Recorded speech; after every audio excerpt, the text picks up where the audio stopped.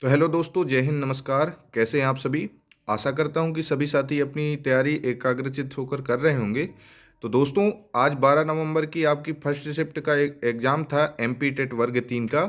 तो शिफ्ट छूट चुकी है। मेरे पास उसके प्रश्न आ गए थे दोस्तों, क्योंकि मेरे एक साथी का ही आज पेपर था। तो चर्चा कर लेते हैं दोस्तों अब हम लोग ईवीएस से। तो दोस्तों, पर्यावरण से यदि बात कर लें तो पर्यावरण में दोस्तों आज अम्ल से संबंधित प्रश्न देखने को मिला है। एक दोस्तों बेंजोइक अम्ल होता है, उससे संबंधित प्रश्न है। और इसके अलावा दोस्तों गुणसूत्र से संबंधित भी प्रश्न आज आपको देखने को मिले हैं। जैसे एक्स वाई करके कुछ गुणसूत्र था, उससे संबंधित प्रश्न मिले हैं। और परिवार जो दोस्तों आपके ईवीएस में टॉपिक है, तो परिवार से संबंधित प्रश्न है, जो कि प्रीवियस शिफ्ट में भी पूछे जा चुके हैं परिवार से संबंधित। इसके अलावा दोस्तों अंतरिक्ष से 3 प्रश्न पूछे गए हैं। और जैसा कि दोस्तों मैं आपसे पहले भी बता चुका हूं कि अंतरिक्ष में जो अपना आयोग है एमपी टेट का, वो चंद्रयान 2 पर चिपक गया है एक प्रकार से। चंद्रयान 2 से दोस्तों हर शिफ्ट में कोई ना कोई क्वेश्चन पूछा गया है। और इस शिफ्ट में दोस्तों आपसे चंद्रयान से संबंधित जो रोवर है, जो उसको ले जाता है रोवर, तो उससे संबंधित प्रश्न पूछा गया है। और दोस्तों एक और मैं क्वेश्चन की बात कर लूँ जो रिपीटेड है चंद्रयान के अलावा, वो है दोस्तों ओजोन परत के मंडल, समताप मंडल से संबंधित प्रश्न पूछा गया है। और दोस्तों इसके अलावा गुणसूत्र हो गया आपका, और दोस्तों पेडागोजी आपकी हो गई। इनसे संबंधित आपके प्रश्न पूछे जा रहे हैं। तो ये हो गया दोस्तों ईवीएस से संबंधित। इसके अलावा यदि मैं बात कर लूँ मैथ से, तो मैथ में दोस्तों आज फिर से बोर्ड मास से संबंधित प्रश्न आपको देखने को मिले हैं। और आयु से संबंधित है दोस्तों।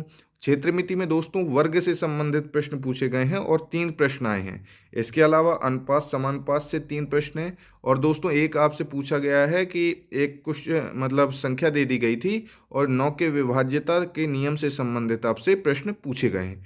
तो अब दोस्तों ये चेंज मिला है कि आपको विभाज्यता से संबंधित प्रश्न भी देखने को मिले हैं। इसके अलावा यदि बात कर लें बाल विकास की, तो दोस्तों बाल विकास में आज कथन या परिभाषाएं राइटर जो मनोवैज्ञानिक होते हैं उनके फिर से पूछना स्टार्ट कर दिया है। तो जो आपके अन्य जो सिद्धांत है दोस्तों वो आए हैं।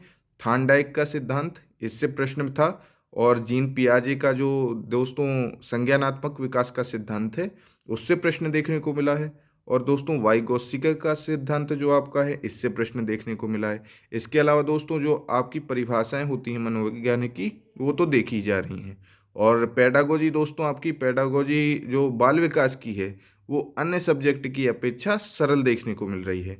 तो ये दोस्तों हमारे 3 सब्जेक्ट के हो गए। इसके अलावा दोस्तों बात कर लेते हैं हिंदी की।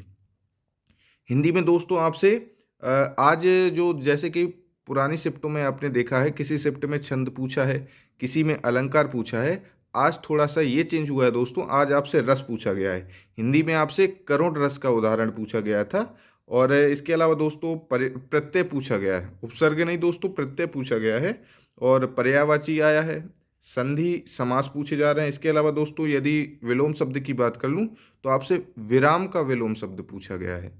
और इसके अलावा गद्यांश या पद्यांश तो दोस्तों आ ही रहे हैं। और उसमें आपसे वो जो शीर्षक गद्यांश या पद्यांश का पूछते हैं, तो वो तो पूछा ही जा रहा है। इसके अलावा दोस्तों यदि बात कर लेते हैं हम लोग संस्कृत सब्जेक्ट की, तो संस्कृत में गद्यांश पद्यांश के अलावा समास पूछा गया है, जो कि तत्पुरुष समास का उदाहरण है।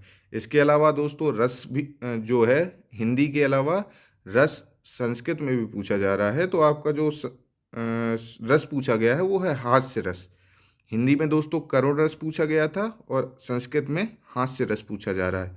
तो ये रहे दोस्तों हमारे पूरे सब्जेक्ट। ओवरऑल 5 सब्जेक्ट की चर्चा हमने कर ली है। तो दोस्तों इससे चैनल में आपको जो है मेरे द्वारा आपको संक्षिप्त में सभी जो अपने सब्जेक्ट हैं वो उनके क्वेश्चन रियलिटी और ऑथेंटिक के रूप में उपलब्ध कराए जाते हैं। और ज़्यादा समय बर्बाद ना करते हुए दोस्तों जितने भी सभी साथी हैं जो अपनी तैयारी कर रहे हैं और आगे जिनका एग्ज़ाम होने वाला है, तो वो एग्ज़ाम के एनालिसिस में दोस्तों उतना ही समय बर्बाद करें जितने में उनको क्वेश्चन पता चल जाए। बाकी दोस्तों उस चीज़ पर काम करने की ज़्यादा आवश्यकता है। जैसे कि मान के चलिए आपसे आज आपको देखने को मिला कि भाई चंद्रयान 2 ज़्यादातर हर बार रिपीट हो रहा है।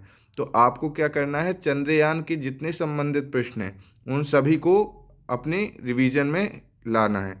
आपको उसका पूरा रिवीजन कर डालना है। इसके अलावा जैसे दोस्तों ओजोन परत ज़्यादा आपकी रिपीट हो रही है, तो इस तरह दोस्तों आपके एनालिसिस का महत्व मतलब निकलेगा। नहीं तो केवल एनालिसिस देखकर, केवल क्वेश्चन देखकर और 3-3 घंटा एनालाइज देखकर आप केवल समय बर्बाद कर रहे हो और इससे ज़्यादा कुछ नहीं है, और आप अपने पैरों पे कुल्हाड़ी ही मार रहे हो। इसलिए थोड़ा मेच्योरिटी दिखाते हुए अपना एनालाइज करिए। और अगर आपको लगे कि ये जो प्रश्न है और ये है हमारे लिए कुछ चेंज हो रहा है, तो उस पर भी काम करिए। निश्चित ही दोस्तों आप लोग एक अच्छा स्कोर कर पाएंगे। तो चलिए दोस्तों, मिलते हैं हम लोग अपनी नेक्स्ट वीडियो में। तब तक के लिए जय हिंद, नमस्कार।